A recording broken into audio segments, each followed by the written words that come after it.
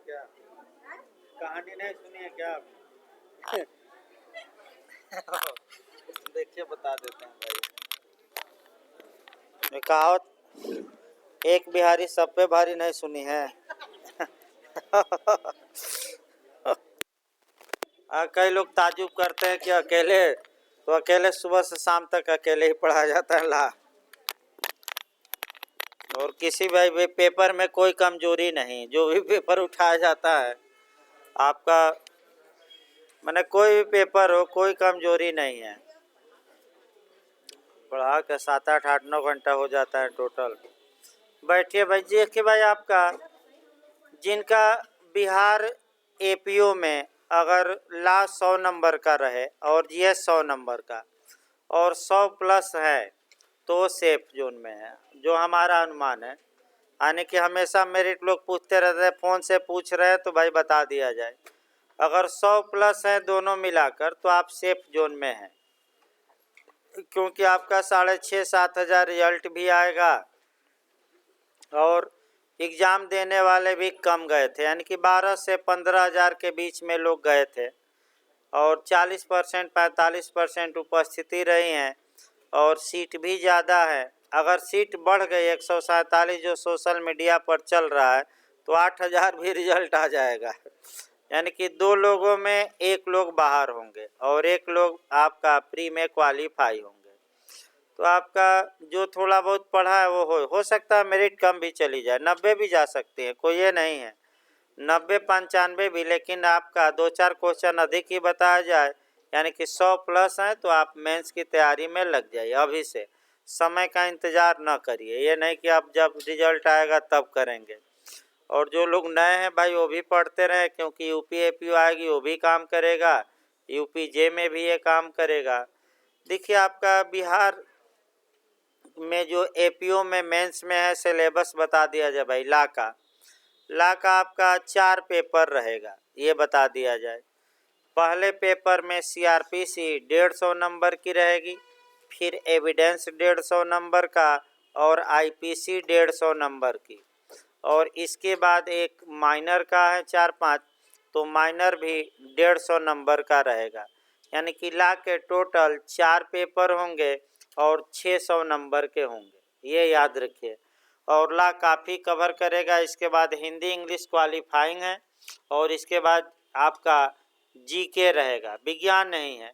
जैसे जे में है आपका जीके अलग विज्ञान अलग, तो यहाँ विज्ञान न होकर केवल क्या है जीके। यानी कि इसका मतलब ये हुआ कि आपका जीके कम और ला का 600 नंबर जीके का कम आएगा, तो ला आपका काफ़ी महत्वपूर्ण है। और चूँकि एक एक किताब से एक एक पेपर बनाएगा, अतः ऐसी दशा में छोटे छोटे क्वेश्चन और बड़े बड़े दोनों आपको तैयार रखने हैं। जैसे यूपी में बना रहा है तो यूपी में कहाँ से क्या बना दे कोई भरोसा नहीं है इस समय मेंस में। और इस समय जो बनाया था काफ़ी उलझाऊ क्वेश्चन मेंस में बनाया था, आप देख सकते हैं पेपर यूपी एपीओ का। अब दे दिया था, सिद्धांत से भी पूछ लिया कि आपका एविडेंस के सिद्धांतों का उल्लेख करिए, यानी कि जो केवल प्री में पढ़ा जाता था वो कहाँ पूछने लगा मेंस में। तो इसलिए भाई आपका एक एक सब्जेक्टों पर कमांड करिए अच्छे से, ये जे में भी काम करेगा, आपका एपीओ में भी काम करेगा यूपी और बिहार में भी, इसीलिए आपका चलाया भी जा रहा है। 2-3 सब्जेक्ट नीरस चल रहे थे, इसीलिए थोड़ा इंटरेस्टिंग आपका सीआरपीसी चलाया जा रहा है कि सीआरपीसी में थोड़ा क्या रहे, रुचि जगा रहे, कितना नीरस सब्जेक्ट चलाया जाए। देखिए आपका मेंस में लिखते समय आप कैसे लिखेंगे आज केवल वह बताया जाएगा, और कानून आपका कल से शुरू कर दिया जाएगा। तो कुछ मॉडल बताए जाएंगे, इसके बाद कुछ समस्याएं बन रही हैं। आइए पहला मॉडल देखा जाए समस्या का, जो इस समय आपका 50% क्वेश्चन आईपीसी से तो 50% क्वेश्चन एक प्रॉब्लम दे देगा और उसी प्रॉब्लम को आपको क्या करना रहता है, सॉल्व। अब समस्या को कैसे आप सॉल्व करेंगे, और समस्या जब सॉल्व करेंगे तो उसमें 10 में 8-9 नंबर मिलने का चांस रहता है। यानी कि पहली वरीयता ये देनी है कि अगर आपको समस्या का हल आ रहा है तो निश्चित तौर पर समस्या करिए, लेकिन एक खतरा ये भी है कि अगर समस्या आपकी गलत हो गई तो 0 नंबर मिल जाएगा, यानी कि कुछ नहीं मिलेगा। यानी कि सही हो गई तब तो आपका 10 में 8-9 नंबर मिल जाएगा, और गलत हो गई तो 0 मिलेगा। एक खतरा रहता है, लेकिन खतरे को मोलते हुए आप इसीलिए आए हैं कि सर सभी समस्याओं का क्या करेंगे, समाधान, और 50-60 समस्या लिखवा दी जाएगी जहाँ जहाँ से पूछा जाता है। आपका सीआरपीसी में सेट है समस्या, आईपीसी में ज़्यादा है, सीआरपीसी में कम है। जैसे कि आरोप के निर्माण से पूछी जाती है समस्या, वहाँ से एक समस्या आती है, यानी कि आपका सीआरपीसी में कम आता है। अब दूसरा मॉडल, एक समस्या का 1-2 उठाया जाए और समस्या को सॉल्व किया जाए। यानी कि अभी समस्या सॉल्व नहीं, मॉडल बताया जा रहा है। देखिए वर्तमान में समस्या जो आ रही हैं, या तो वह समस्या इलस्ट्रेशन पर निर्भर करेगी, यानी कि आपका किसी दृष्टांत पर रहेगी, यानी कि सेक्शन में जो उदाहरण दिए गए हैं वही हूबहू दे देता है, या दूसरी जो समस्या बनाता है वह किसी केस में दिए गए निर्णय पर बनाता है। जैसे कि आईपीसी में आपका एक औरत कुएं की ओर दौड़ती हुई जाती है और बीच में ही लोग पकड़ लेते हैं। इस समस्या में क्या वह औरत आत्महत्या के प्रयास के लिए दोषी होगी, केस सहित वर्णन करिए। ये दिया जाता है, एक समस्या उठाया जाए, कोई उठाया जाएगा तभी तो आपका वर्तमान में समस्यात्मक या जो ये इलस्ट्रेशन पर क्वेश्चन बन रहे हैं, इसके 2 मॉडल प्रचलित है। यानी कि इसको आंसर लिखने के 2 मॉडल प्रचलित है। पहला मॉडल ये है कि आप समस्या का समाधान पहले कर दीजिए, जो इस समय आपका जो पूर्वांचल यानी कि गोरखपुर और इत्यादि विश्वविद्यालय के प्रोफेसर ये कर रहे हैं कि समस्या का समाधान पहले लिखिए और उसके बाद व्याख्या बाद में। ये आपका माने ये कुछ विद्वान ये भी कह रहे हैं कि आप ये न लिखकर दूसरा मॉडल अपना सकते हैं, पहले समस्या को के बारे में लिखिए और अंत में निष्कर्ष निकालिए। दोनों सही हैं, कोई गलत नहीं है। तो देखिए इसमें पहले अगर आप समस्या का समाधान कर देते हैं तो आपका हो सकता है कि आपका जो एग्जामिनर हैं वह कह सकते हैं कि पूरा कॉपी न पढ़े और पहले ही वाक्य में आपको नंबर दे दे। लेकिन समस्या का समाधान ही अगर पहला वाक्य गलत हो गया तब भी का आगे कॉपी नहीं पढ़ेगा और 0 नंबर देकर क्या करेगा, आगे निकल जाएगा। तो एक समस्या बनाई जाए और आपका उसी को सॉल्व किया जाए। आपका सब एक समस्या हम बना रहे हैं, आपका यही महिला वाला ही 2-3 समस्या देखिए भाई, क्योंकि समस्यात्मक क्वेश्चन 50% रहेंगे आईपीसी में। एविडेंस में भी अगर यूपी एपीओ का मॉडल देखा जाए तो 35 से 40% क्वेश्चन, और सीआरपीसी में 30% क्वेश्चन क्या रहेंगे, केवल एक उदाहरण दिया रहेगा, उसको कह देगा कि क्या करिए सॉल्व। तो आईपीसी यूपी का जो मॉडल है, अब इसी मॉडल को हम देखते हैं। पहला, एक औरत आपका कुएं की ओर दौड़ते हुए जाती है और कूदने के लिए, लेकिन बीच में ही लोग पकड़ लेते हैं उसे और कूद नहीं पाती।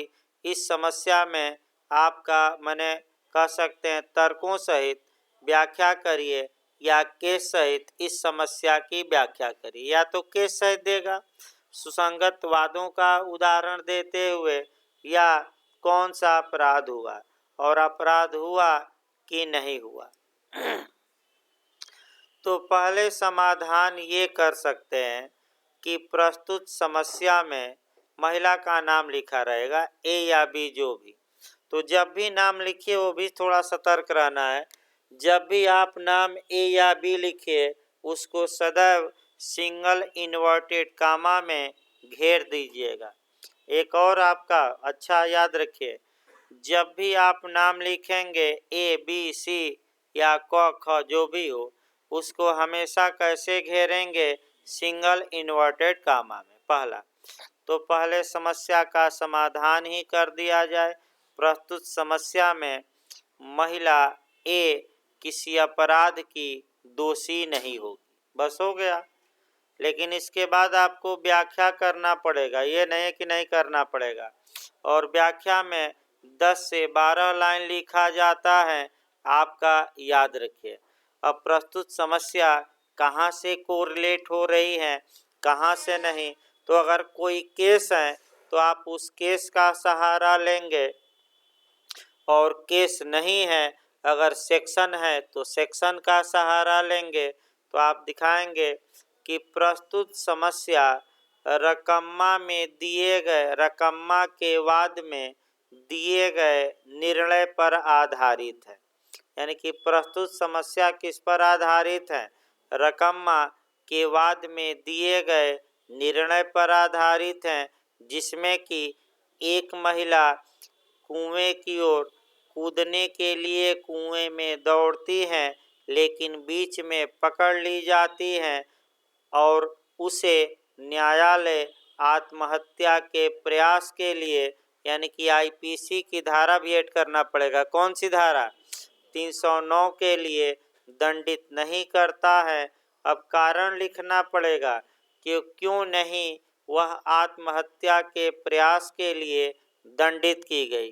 तो सेक्शन 309 में जो बात है, एक ही लाइन की बात है, एक लाइन वो लिख देंगे और अंत में अपना तर्क देंगे कि प्रस्तुत समस्या में चूंकि कुएं में कूदने से पहले ही स्त्री को पकड़ लिया जाता है, अतः वह दंडित नहीं होगी, क्योंकि ये केवल तैयारी माना जाएगा कार्य का, और इसलिए दंडनीय नहीं होगी कि अभी भी महिला के पास वक्त था, समय था, टाइम था कि वह अपने विचार कूदने से पहले क्या कर सकती थी, बदल सकती। तर्क हर हाल में लिखिए। जूरिस्प्रूडेंशियल जो बेस होता है वह हर एक का लिखिए। तो क्यों इस उदाहरण में महिला दंडित नहीं होगी, क्योंकि वह अपना विचार अभी भी क्या कर सकती थी, बदल सकती थी। और अंत में निष्कर्ष निकाल दीजिए। अतः उपर्युक्त विवेचन से स्पष्ट है कि इस उदाहरण में महिला ए किसी अपराध की दोषी नहीं होगी। इसके बाद दूसरा एक उदाहरण देखा जाए भाई आपका, जो कई बार उदाहरण आपका पूछ लिया जाता है। जैसे कि दूसरा उदाहरण देखिए आपका ए एक व्यक्ति है, और तुरंत आपका दूसरा उदाहरण देखिए, ए एक व्यक्ति है जो पड़ा हुआ माल पाता है। यानी कि आपका मान लीजिए मोबाइल पा लेता है और मोबाइल पड़ा हुआ है, वह बिना मालिक को खोजे उस मोबाइल का दुर्विनियोग कर लेता है, मिसयूज कर लेता है। ए ने कौन सा अपराध किया, तर्कों सहित व्याख्या करिए, या इस समस्या का क्या करिए, समाधान।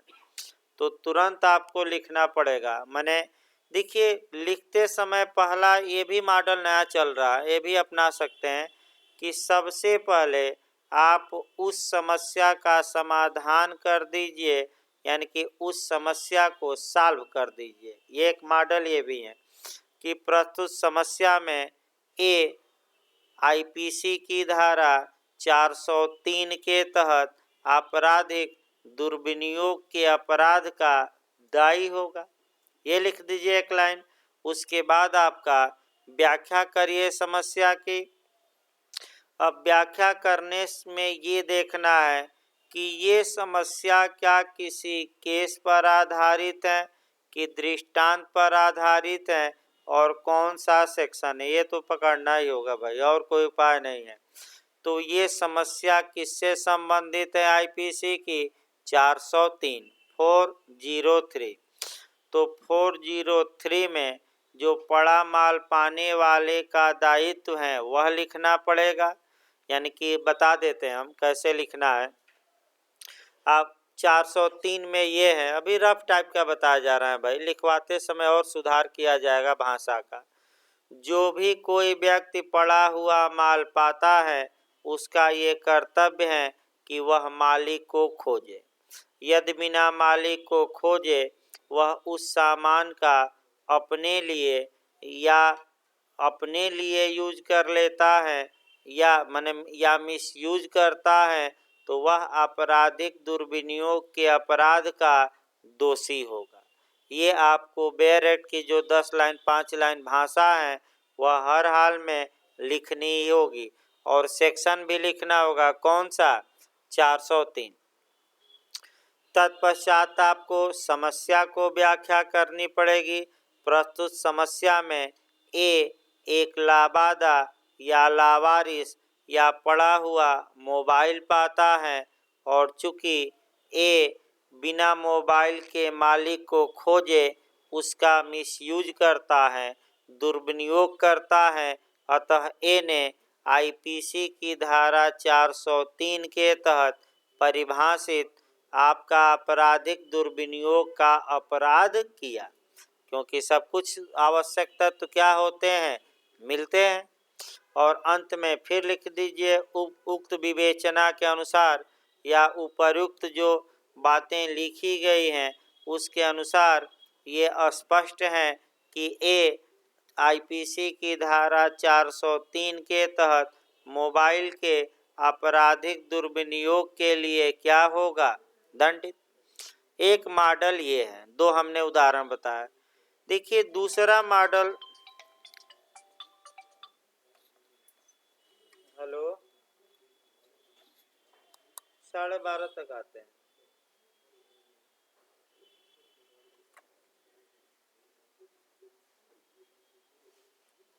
देखिए एक दूसरा मॉडल भी है, आप वो भी अपना सकते हैं भाई।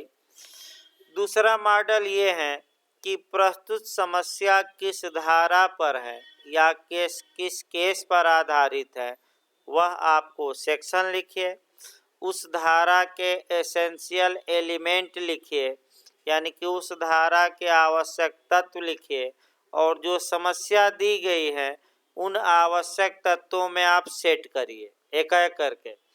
और जब पूरे आवश्यक तत्वों में समस्या क्या हो जाए? सेट हो जाए, तब अंत में निष्कर्ष निकालिए। एक ये भी तरीका है। लेकिन आपका अगर केस है या धारा है तो पहले वो जरूर लिखिए कि यह समस्या इस धारा पर आधारित है या इस केस में प्रतिपादित सिद्धांत से यह समस्या मिलती जुलती है। केस है तो क्या लिखेंगे? केस, और सेक्शन है तो सेक्शन। ये दूसरा मॉडल आपका, ये भी अपना सकते हैं। अगला नियम देखा जाए भाई आपका, माने आगे आपका, जैसे कि आपका मान लीजिए कोई भी चीज़ लिखते हैं तो वर्तमान समय का जो नियम है वह ये नियम है कि आपका कुछ कोरिलेशन भी लिखिए। ये तमाम विद्वान और एलएलएम स्तर पर भी इस समय तो लिखना अनिवार्य है, क्योंकि एलएलएम जब करेंगे तो बिना कोरिलेट किए हुए नंबर ही नहीं मिलेगा। तो कोरिलेशन कुछ लिखना पड़ेगा। अगर सीआरपीसी लिख रहे हैं और वही बात कहीं आपका आईपीसी या एविडेंस में मिल गई तो कम से कम एक ही लाइन से ही ये जरूर दिखाइए कि साक्ष्य अधिनियम में भी ऐसा प्रावधान है। जैसे कि आपका एक उदाहरण हम बता रहे हैं एविडेंस से उठाकर, जैसे कि दे दिया न्यायिक निर्णयों की सुसंगत का उल्लेख करिए, यानी कि जो जुडिशियल जजमेंट हैं, यानी कि जो न्यायालयों ने पूर्ववर्ती निर्णय दिए हैं उनका क्या महत्व होता है या उनकी सुसंगत क्या है, उल्लेख करिए। तो आपको 40 से लेकर एविडेंस की कहाँ तक लिखना पड़ेगा? 44। अब ये समस्या ये है कि पूरा 40 से 44 तक लिखना पड़ेगा, तो आप ऐसा लिखिए कि कुछ कोरिलेशन भी हो जाए और 2 पेज में आपका आंसर भी समाहित, क्योंकि भाई 12 से 15 क्वेश्चन आएगा। मान के चलिए कितने क्वेश्चन आपको लिखना है 3 घंटा में, 12 से 15, और इसके लिए आपका कोरिलेशन भी ज़रूरी है और प्रावधान भी। तो आपका 40 से 44 बताकर, जैसे कि आप 40 लिखने लगे कि धारा 40 में ऐसा पूर्व निर्णय जो किसी न्यायालय को किसी वाद या कार्यवाही के संज्ञान या विचारण पर क्या लगाता हो रोक, वह पूर्ववर्ती निर्णय क्या होगा, सुसंगत। ये लिख दिए। अब ये है कि आप तुरंत 2-3 लाइन, ज़्यादा नहीं, 1-2 लाइन कम से कम ये दिखा दीजिए कि कब पूर्ववर्ती निर्णय न्यायालय को संज्ञान या विचारण पर रोक लगवाएगा। इसका उल्लेख एविडेंस में न देकर, अगर सिविल मामला है तो सीपीसी की धारा 11 में, और अगर आपराधिक मामला है तो संविधान के अनुच्छेद 20 के क्लाज 2 में, तथा सीआरपीसी की धारा 300 के क्लाज 1 में उल्लेख किया गया है। यानी कि धारा 40 के बाद आप अगर ये 2 लाइन इतना ही जोड़ दिए कि सीपीसी की कौन सी धारा सिविल मामलों में रेस जुडिकेटा, अभी बताया गया था थोड़ा बहुत, 11, और सीआरपीसी की कौन सी धारा 300 का क्लाज 1, और संविधान में जोड़ दीजिए कौन सा अनुच्छेद। तो ये क्वेश्चन आपका अन्य लोगों से आपका कुछ नंबर अधिक मिलेगा। नियम जो कहता है, आप अगर कोरिलेट करके लिखते हैं। अगला मॉडल देखा जाए भाई, जैसे सीआरपीसी में 2-3 मॉडल बनाया जाए। सीआरपीसी में जो यूपीएपीओ में भी आ चुका है आपका, जैसे कि आपका पूछा गया कि प्रिवेंटिव अरेस्ट क्या है, यानी कि निवारक गिरफ्तारी से आप क्या समझते हैं, ये क्वेश्चन आ चुका है। देखिए, निवारक गिरफ्तारी का मतलब हुआ कि अपराध करने के पहले ही किसी व्यक्ति को गिरफ्तार कर लिया जाए। याद रखिए, प्रिवेंटिव अरेस्ट ये मेंस में आ सकता है, बिहार में भी बताया जाएगा। कल से तो भाई सीआरपीसी आपका अब धारा 2 से जो परिभाषाओं से 3-4 क्वेश्चन आ जा रहे हैं आजकल। भाई बिहार परिभाषा से खूब पूछा जाता है, इसमें कोई शक नहीं है। जे में तो सीपीसी की धारा 2 से 30-30 नंबर का आया है। तो जितनी परिभाषाएं दी गई हैं, जो मुख्य परिभाषा है, कल से उसको समझाया जाएगा और क्या किया जाएगा, तुरंत लिखवाया जाएगा और अंतर के साथ। लेकिन 2-3 मॉडल देखिए आप कैसे लिखेंगे, दिमाग में बैठाइए कि घर पर भी पढ़ें। तो इसी मॉडल से हम पढ़ेंगे।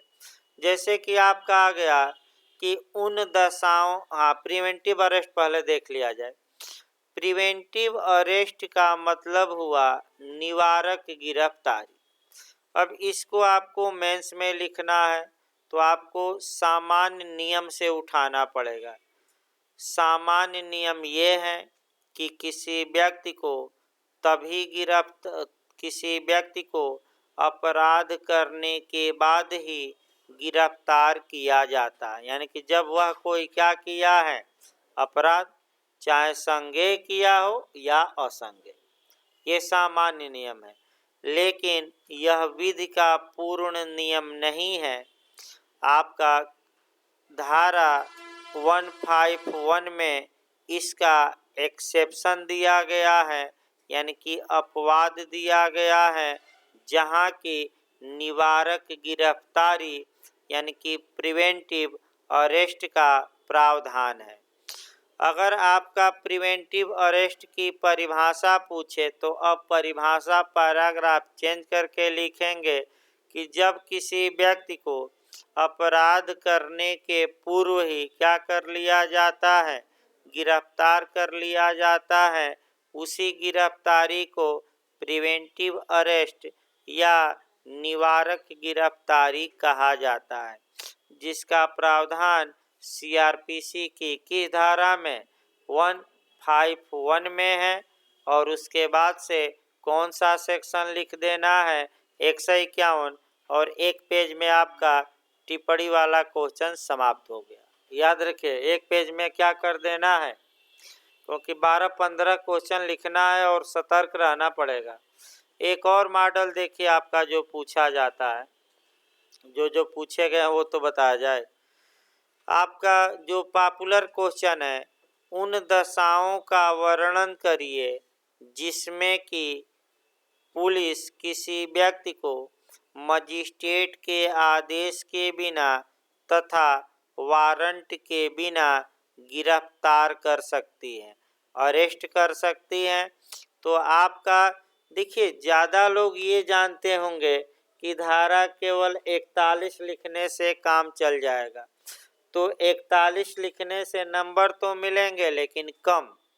तो उसका उपाय ये है कि सीआरपीसी में जहाँ जहाँ ये प्रावधान हो कि पुलिस किसी व्यक्ति को विदाउट वारंट के बिना गिरफ्तार कर सकती है, सबको लिखिए।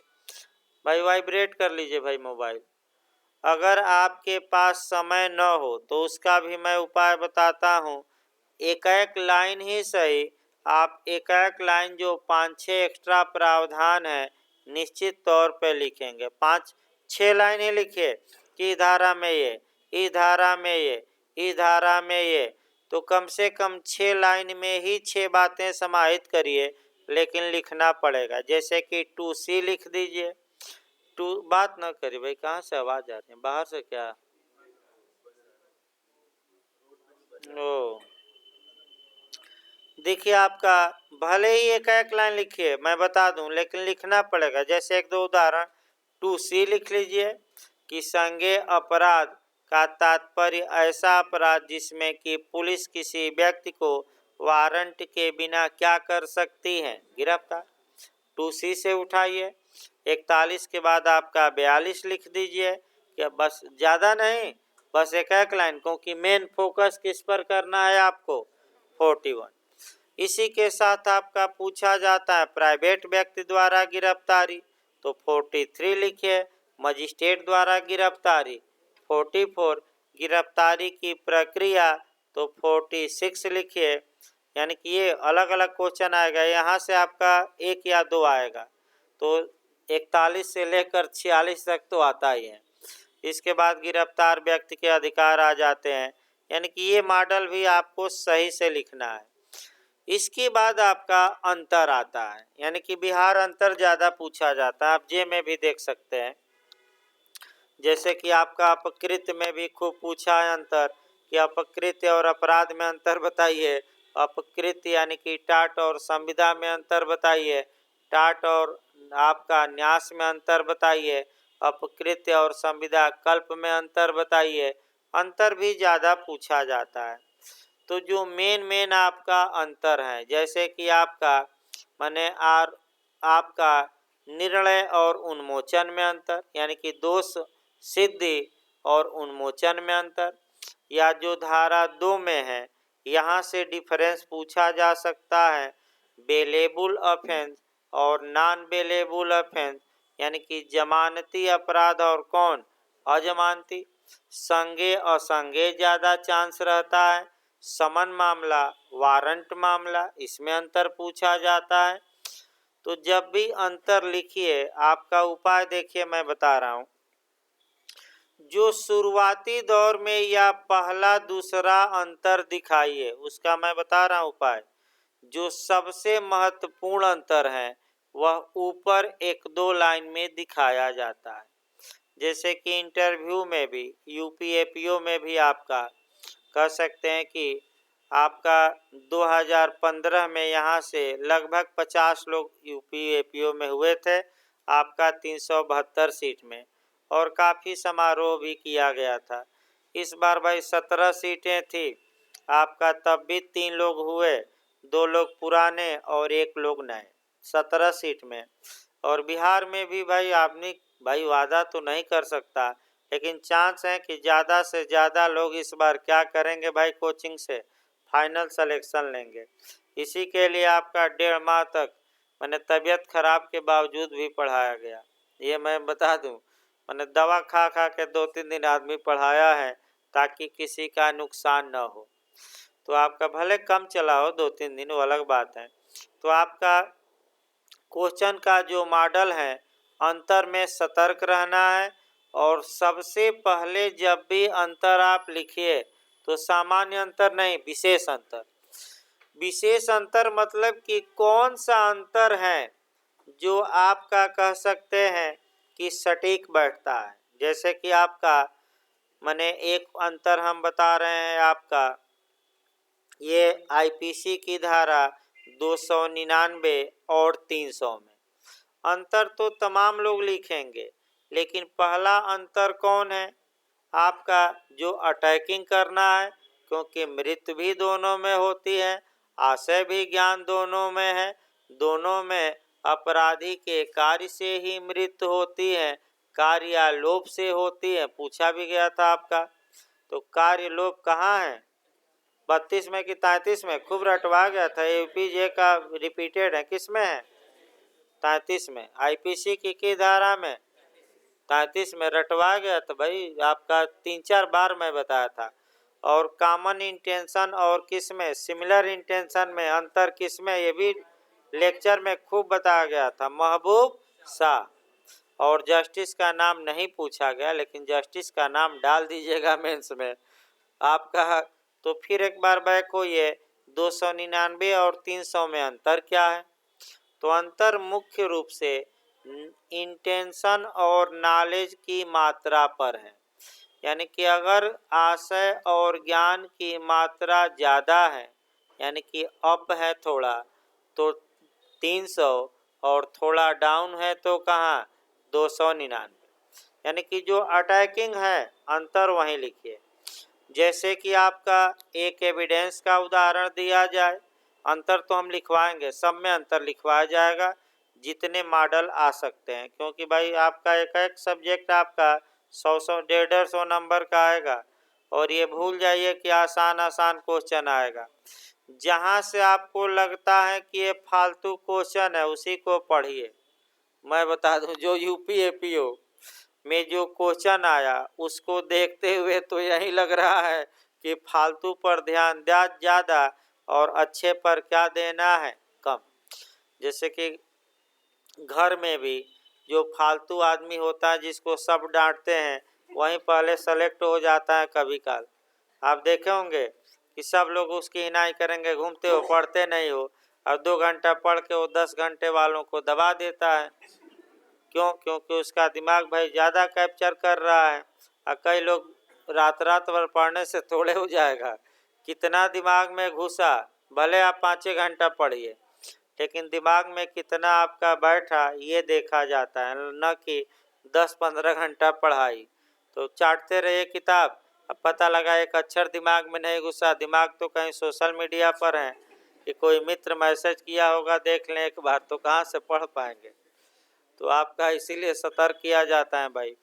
तो देखिए आपका अंतर बताया जाए जब भी, जैसे कि एक और उदाहरण अच्छा देखिए, जैसे कि आपका पूछा भी गया है यूपी में कि फैक्ट इन इशू, यानी कि एविडेंस में विवादक तथ्य, और रेलेवेंट फैक्ट, यानी कि आपका सुसंगत तथ्य में अंतर क्या है।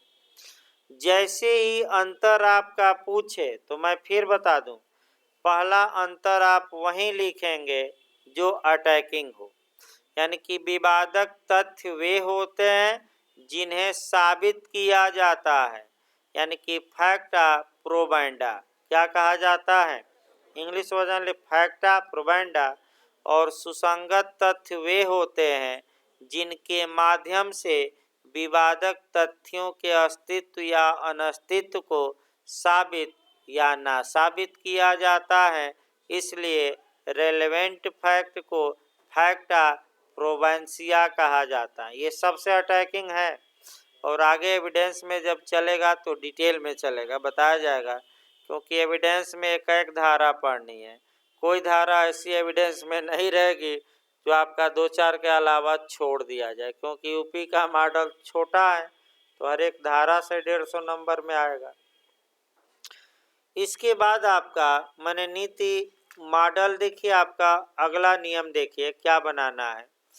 देखिए चूंकि हूबहू आप क्वेश्चन याद नहीं कर सकते तो उसका एक तरीका और बताया जा रहा है कि मेंस के लिए रणनीति ये होनी चाहिए पढ़ते समय कि चूंकि आप हूबहू तैयार नहीं कर सकते तो एक शार्ट नोट बना लेना चाहिए। शार्ट नोट इसलिए बनाना चाहिए माने 15-20 पन्ने में, बस ज़्यादा नहीं, ताकि एक दिमाग में रफ आइडिया रहे। रफ आइडिया मतलब कि अगर ये क्वेश्चन आता है तो पहले हम इस बात को लिखेंगे, इसके बाद इस बात को, और इसके बाद किसको, इस बात को। और वे बातें जितने शॉर्टकट में हो सके आप क्या करिए, छोटे छोटे पन्नों पर बनाए रहिए। यानी कि जो 10 लाइन की बातें हैं वो आपका उस पन्ने पर 1 या 2 लाइन में समाहित करिए।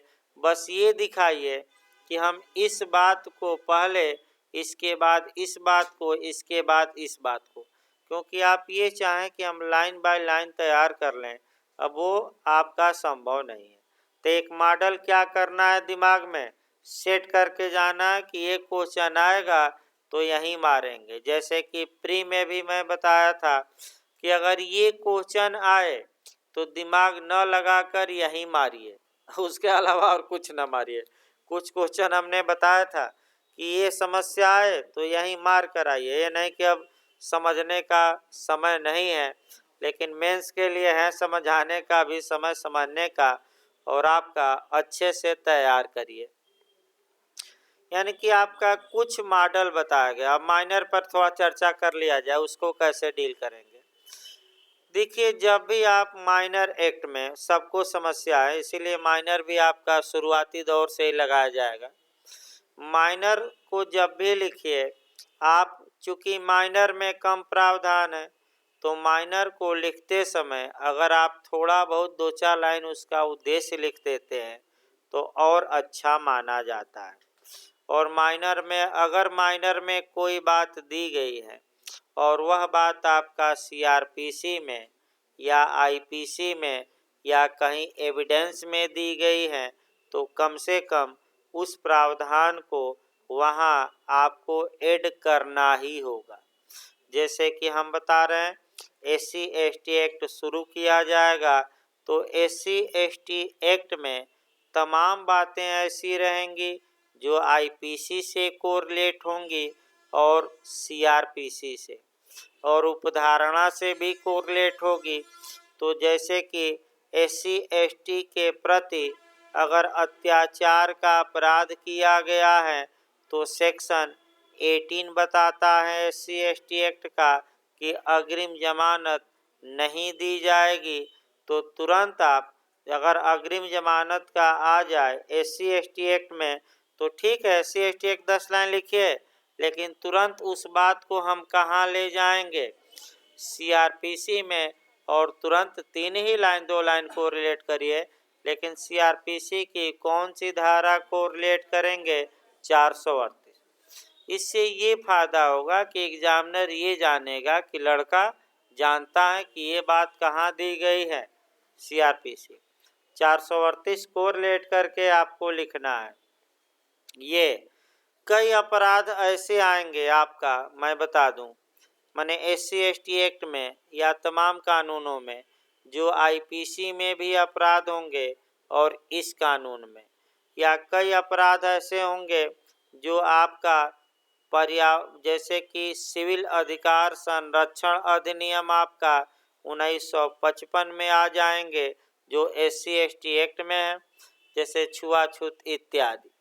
तो जब भी आप SC/ST एक्ट लिखिए तो उसका उपाय हम बता रहे हैं कि अगर वह प्रावधान किसी अन्य कानून में है और उस कानून के तहत उसे क्या बनाया गया है, दंडनीय, तो कम से कम नीचे 2 लाइन उसको कोरिलेट कर दीजिए।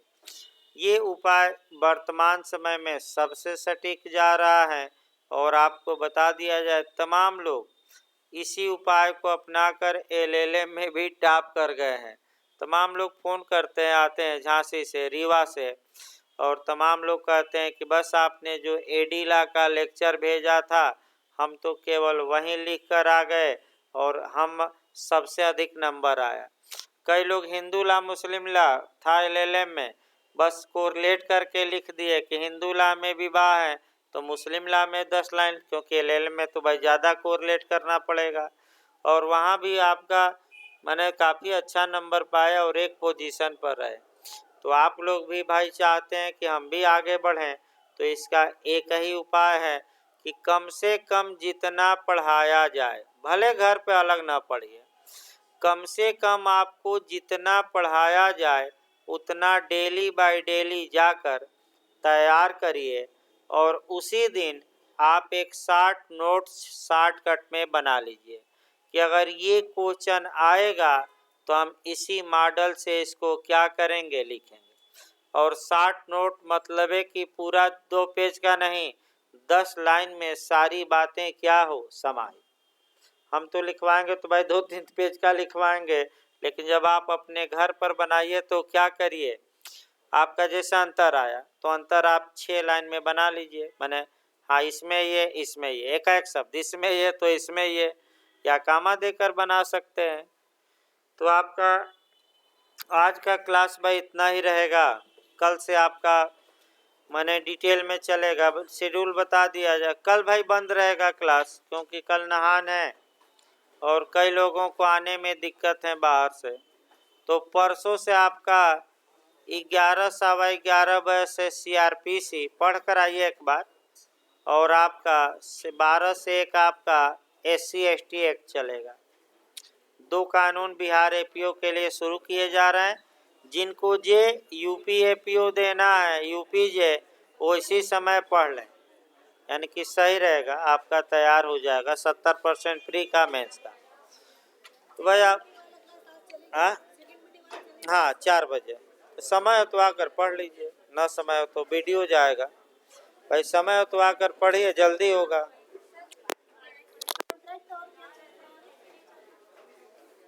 ठीक है, ये आपका नहीं है ना, आपकी क्या है?